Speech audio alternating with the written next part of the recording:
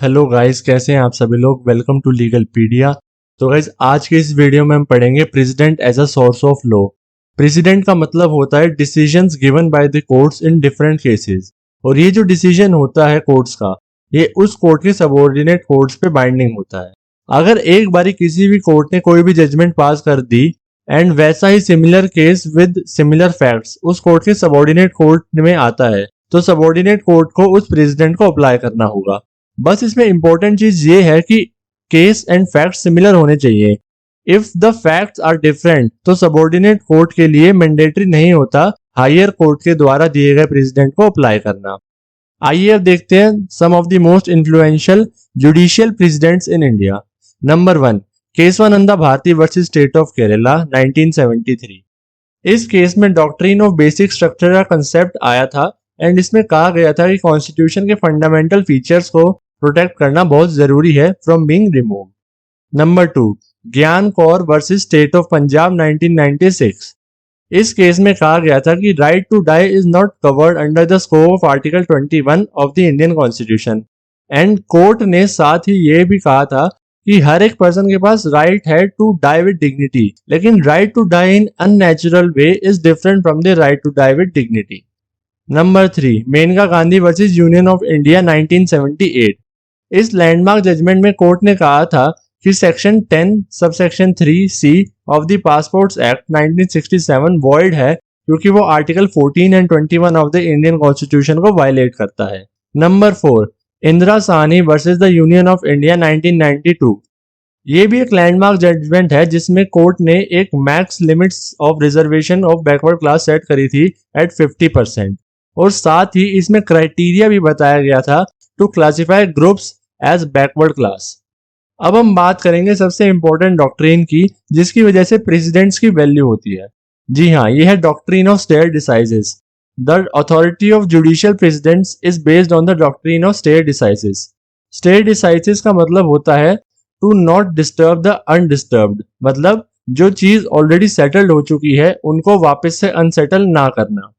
India में subordinate courts bound होते हैं हायर कोर्ट्स के डिसीजन को फॉलो करने के लिए, एंड हायर कोर्ट्स बाउंड होते हैं अपने ही द्वारा सेटल किए हुए डिसीजंस को फॉलो करने के लिए। लेकिन एक हाई कोर्ट दूसरे हाई कोर्ट के डिसीजन को फॉलो करने के लिए बाउंड नहीं होता। अगर similar case and similar facts वाले केस में दूसरे हाई कोर्ट ने कुछ और डिसीजन ले लिया तो जो डिसीजन लेटेस्ट होगा उसको फॉलो किया जाएगा। अब बात करते हैं सुप्रीम कोर्ट की। Article 141 of the Indian constitution कहता है कि सुप्रीम कोर्ट का डिसीजन कंट्री के सभी कोर्ट्स के लिए बाइंडिंग होगा, लेकिन वो डिसीजन सुप्रीम कोर्ट के लिए बाइंडिंग नहीं होगा। अगर सुप्रीम कोर्ट को सफिशिएंट रीजंस मिल जाते हैं to deviate from the earlier decision तो the Supreme Court can do so. अब बात करते हैं एक इंपॉर्टेंट डॉक्ट्रिन की, doctrine of res judicata. Res judicata का मतलब है सब्जेक्ट मैटर एडजज्ड, मतलब already decided. As per this doctrine अगर एक बार लॉ सूट डिसाइड हो चुका है तो पार्टीज को अलाउड नहीं होता या parties are barred from raising the same issue in the courts again unless new material facts have been discovered. They can't raise another issue arising from the same claim either since they could have raised the same in the previous suit. मतलब अगर कोई भी party किसी claim जो already decided है उसके regarding issue raise कर रही है जो वो during the previous suit raise कर सकती थी, तो उसे अलाउ नहीं किया जा सकता। अब बात करते हैं रेशियो डेसिडेंडी एंड ओबिटर डिक्टा की। ये चीजें क्या होती है। सैलमन के अकॉर्डिंग प्रेसिडेंट एक जुडिशियल डिसीजन होता है जिसमें एक अथॉरिटेटिव एलिमेंट होता है जिसको रेशियो डेसिडेंडी बोलते हैं। रेशियो डेसिडेंडी बेसिकली रीजन होता है for the decision by the court. जब भी कोई केस जज के सामने आता है तो जज को तो डिसीजन लेना ही पड़ेगा, चाहे उस केस में सर्कमस्टांसेस जो भी दिए गए हैं उससे रिलेटेड कोई लॉ या प्रेसिडेंट पहले से एस्टेब्लिश हो या नहीं।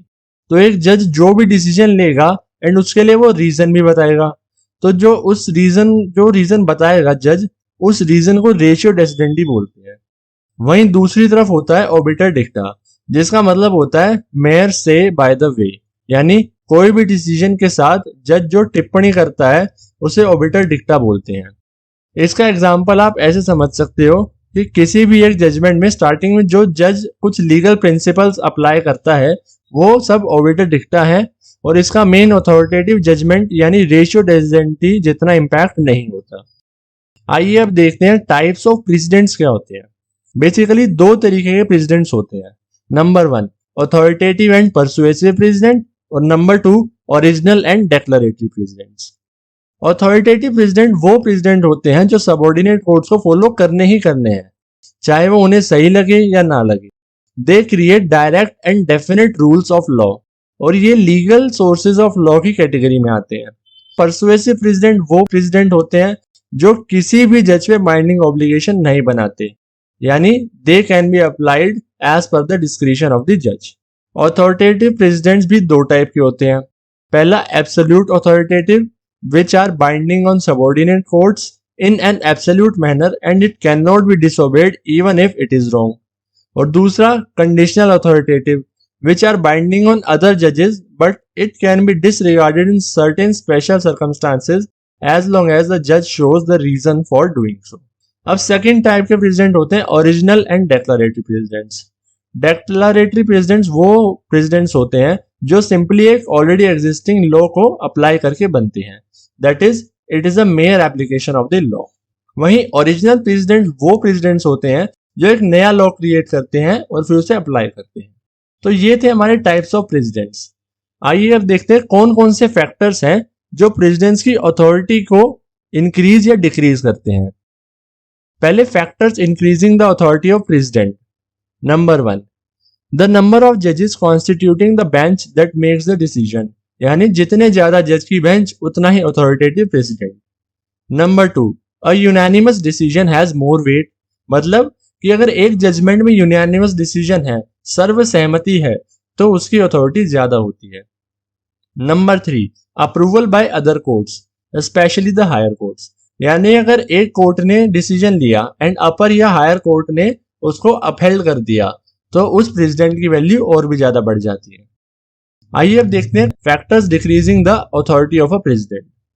Number 1 inconsistency with already existing statutory rules, अगर कोई भी डिसीजन ऑलरेडी एग्जिस्टिंग लॉज को वायलेट कर रहा है या इनकंसिस्टेंट है तो वो प्रेसिडेंट की वैल्यू को कम हो जाएगी। जो प्रेसिडेंट अभी पास किया है जज ने उसकी वैल्यू कम हो जाएगी। Number 2 abrogation of judgment by reversal और overrule of a higher court, अगर कोई भी हायर कोर्ट एक कोर्ट के डिसीजन को ओवर रूल कर देता है तो उस प्रेसिडेंट की वैल्यू डिग्रेड होगी एंड हायर कोर्ट का डिसीजन फिर प्रेसिडेंट बन जाएगा उस केस के लिए।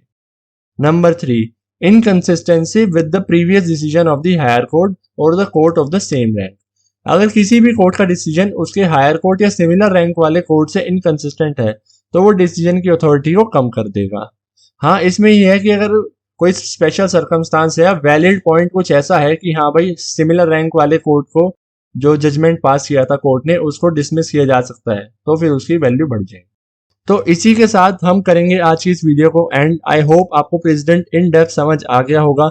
अगर आपको वीडियो अच्छी लगी हो तो वीडियो को लाइक कर देना एंड चैनल पे न्यू हो तो चैनल को सब्सक्राइब कर देना एंड मेरे को इंस्टाग्राम पे भी आप फॉलो कर सकते हो, मैंने लिंक डिस्क्रिप्शन में दे रखा है। एंड अगर कोई भी क्वेश्चन हो तो आप कमेंट सेक्शन में जाके पूछ सकते हैं। तो गाइस मिलते हैं जल्दी नेक्स्ट वीडियो में, तब तक के लिए गुड बाय।